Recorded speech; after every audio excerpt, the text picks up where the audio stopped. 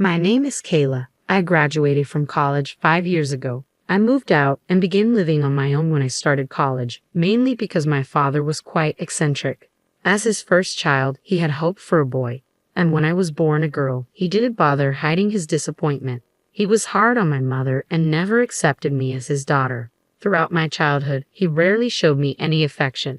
I have no fond memories of him, only the recollection of his cold eyes and the harsh words he used to reject me.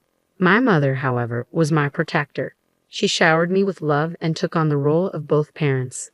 Her support helped me endure my father's harsh treatment. 6 years later, my sister Emery was born. My father was initially disappointed again that it was a girl, but something changed and he began to adore Emery. However, his attitude towards me remained the same. The difference in how he treated us was stark. Throughout elementary, middle, and high school, my father acted as if I didn't exist, while Emery received praise for even the smallest achievements. He constantly bragged about how cute she was, like a little doll. In contrast, whenever he sighed and said, "But Kayla," it cut deep. My mother tried to comfort me, assuring me, "Kayla is different from Emery, but she's very cute too." Yet her words did little to mend my shattered confidence. Upon entering college, I made the decision to move out and live independently. While I cherished my mother, I harbored no affection for my father, who displayed no interest in me. The thought of continuing to reside under the same roof as him was unbearable. Reluctantly, he covered my college admission fee but made it clear he wouldn't assist with tuition or living expenses, reserving any available funds for Emery. Left to fend for myself, I relied on scholarships and part-time jobs to make ends meet, leaving little time for the typical joys of youth. My college days were consumed by a relentless cycle of studying and working with scant connection to my family. Although my mother reached out sporadically, there was no communication from my father or Emery, and I didn't initiate contact either. As I embarked on the job hunt post-graduation, my primary focus was on the salary. Having to repay a portion of the scholarship I received, I understood the significance of a stable income, a lesson learned from my time working part-time. Armed with a recommendation from my senior professor and a determined attitude in interviews, I clinched a job offer from my top choice, a prestigious global consulting firm. While my mother celebrated my success as if it were her own, my father and Emery remained indifferent. Despite bracing myself for their lack of reaction, it still left me feeling isolated and hollow. Achieving the sense of fulfillment isn't as straightforward as one might think, is it? As I embarked on the job hunt post-graduation, my primary focus was on the salary. Having to repay a portion of the scholarship I received, I understood the significance of a stable income, a lesson learned from my time working part-time. Armed with a recommendation from my senior professor and a determined attitude in interviews, I clinched a job offer from my top choice, a prestigious global consulting firm. While my mother celebrated my success as if it were her own, my father and Emery remained indifferent. Despite bracing myself for their lack of reaction, it still left me feeling isolated and hollow. Achieving the sense of fulfillment isn't as straightforward as one might think, is it? Amidst my flourishing career, I received an unexpected call from my father, someone I hadn't heard from in years.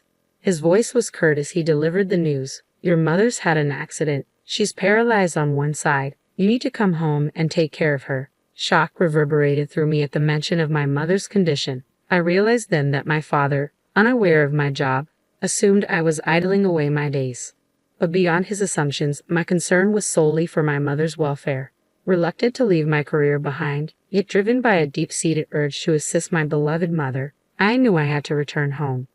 I promptly applied for remote work at my company, grateful that my global employer was progressive in embracing telecommuting. With the infrastructure already in place, I decided against terminating my apartment lease, deeming it prudent to retain it despite the seeming wastefulness of paying rent. Thus, I returned to my family home, bringing only essentials. Nearly a decade had passed since I left for college. Witnessing my mother's condition firsthand was sobering. Her paralysis rendered her unable to walk unaided. Thankfully, her mental faculties remained intact, allowing her to converse normally. Yet her immobilized form bore the unmistakable signs of discomfort. I mustered the courage to confront my father regarding his prolonged silence in the months following my mother's accident and subsequent home care. His response was as cold and indifferent as ever, telling you wouldn't change her condition. I reached out now out of necessity. While I understood my limitations in aiding my mother's recovery, I couldn't fathom a father withholding such crucial information from his daughter for months after my mother's immobility. The state of the house was distressing. Chaos reigned with clothes scattered, dishes overflowing in the sink, and rooms engulfed in dust and debris. It was evident that my mother's care had been woefully overlooked, her back now marred by painful bed sores. While I held no expectations of my father, Emery, who was supposed to reside there as well, puzzled me. What had she been doing? Her response provided clarity. I can't handle household chores, so I couldn't care for Mom either. I feel relieved now that Kayla is back. Emery, indulged throughout her upbringing, had transformed into a self-absorbed individual, incapable of contributing to household tasks. I initiated the cleanup by tackling the rooms, but the extensive mess and grime accumulated over months couldn't be rectified in a day. It consumed nearly a week of diligent effort, during which I juggled caring for my mother alongside. Despite her apologies for burdening me, I tended to her needs with unwavering cheerfulness and energy, holding on to hope for her recovery. As I juggled housework and caregiving responsibilities, neither my father nor Emery lifted a finger to assist.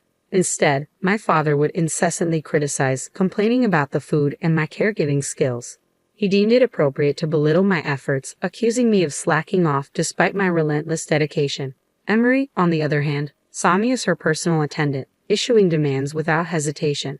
I was relegated to the role of the servant, particularly in my father's eyes, who seemed convinced of my subservient status. I was anything but a NEET. Despite primarily working from home, my days were filled with tile work, household chores, and caring for my mother. Yet in my father's eyes, my presence at home made me seem like a recluse. Despite tile work being my primary mode of work, I still had to make regular trips to the office. Upon returning home, my father would often meet me at the entrance, his accusations ringing with anger. You're nothing but a shut-in NEET, yet you're out and about.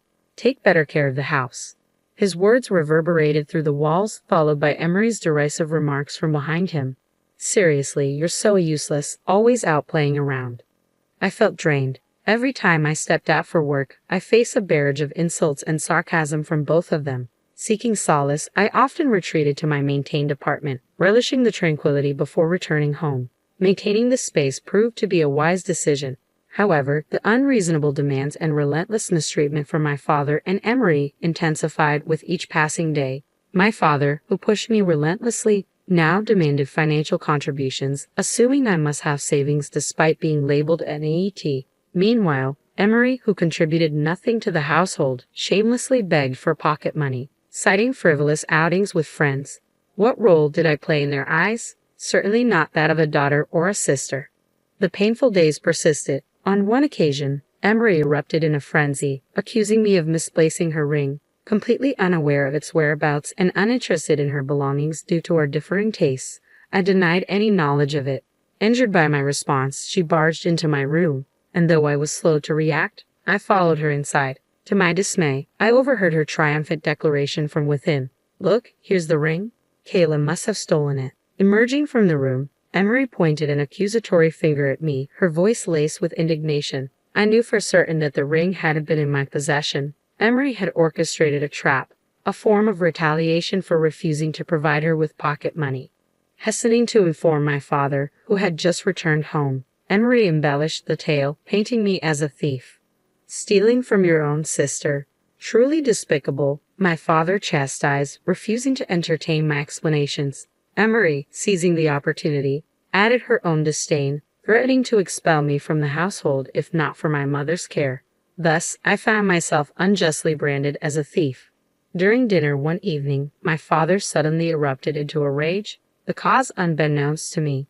He launched into a tirade, hurling insults my way for my perceived incompetence in household chores and cooking, and for my failure to contribute financially. He dismissed my current work as insufficient, labeling me as nothing more than a shut-in.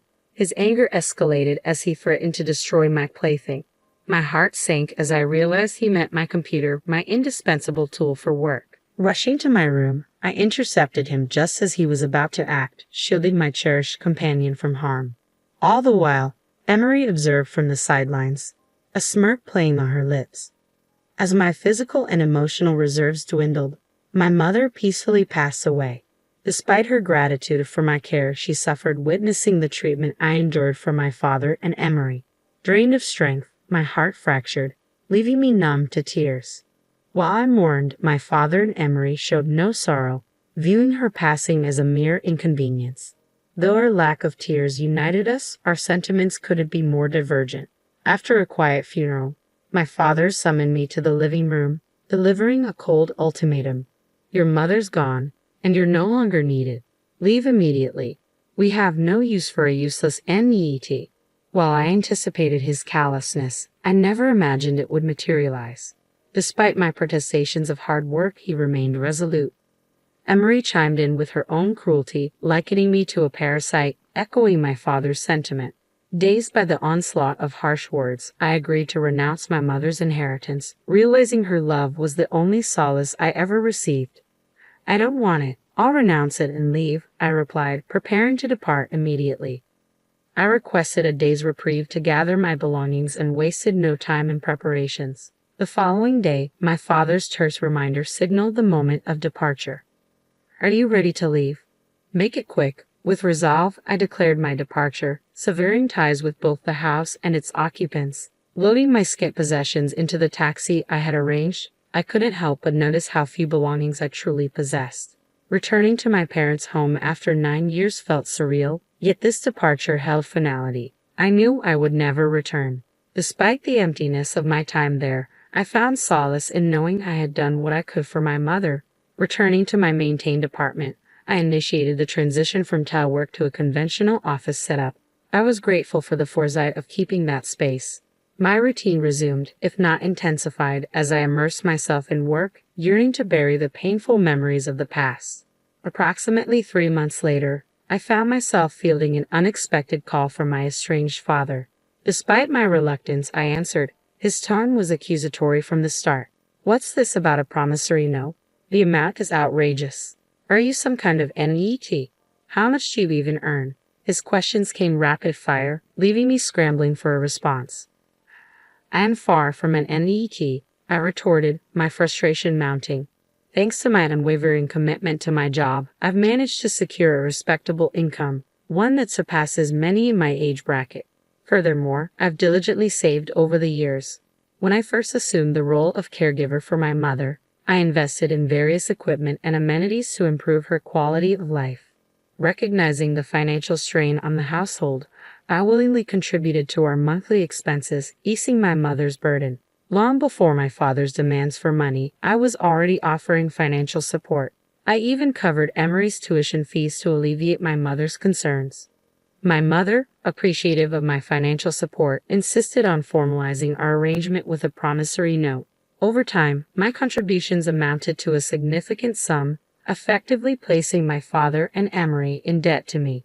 While I had voluntarily relinquished my claim to inheritance, they remained liable for the loans outlined in the note. Realizing the weight of their indebtedness, my father was rendered speechless upon hearing the full explanation. He erupted in a futile attempt to renounce the inheritance, but their prior actions invalidated any such claims. Work diligently to repay your debts and cease all contact with me. I want nothing to do with you. He raged before I disconnected the call and blocked further communication. Following the events, my uncle, my mother's brother, became a source of upheaval for my father and Emery. At my mother's funeral, I reconnected with my uncle after a long hiatus and confided in him about our family situation. To everyone's surprise, the family home belonged to my uncle, with my mother as the tenant. Although inheritance granted my father and Emery the right to continue renting, my uncle chose not to renew the lease. Legally, tenants held leverage, but my father and Emery were powerless against my uncle's decision. The transgressions only exacerbated the situation, leading to their eviction. Additionally, my father, who had long been on the brink of losing his job, was finally let go. Emery, unable to afford tuition, was forced to abandon her studies despite being close to graduation. With nowhere else to turn, my father and Emery relocated to a modest apartment. The bulk of my father's retirement funds went towards settling their debt to me, leaving him with slim prospects for reemployment at his age. Emery, now a college dropout, faced uncertainty in securing meaningful employment. Thus, they found themselves on the precipice of becoming NETs, confined to a dim and cramped space. Through my determined efforts, I managed to secure new clients and spearhead innovative projects. My dedication did not go unnoticed, as I earned a promotion to become the first female division head in the company's history. While it's regrettable that it took this long for a global corporation to appoint a woman to such a position, I am committed to paving the way for future generations and fostering a more inclusive environment within the company.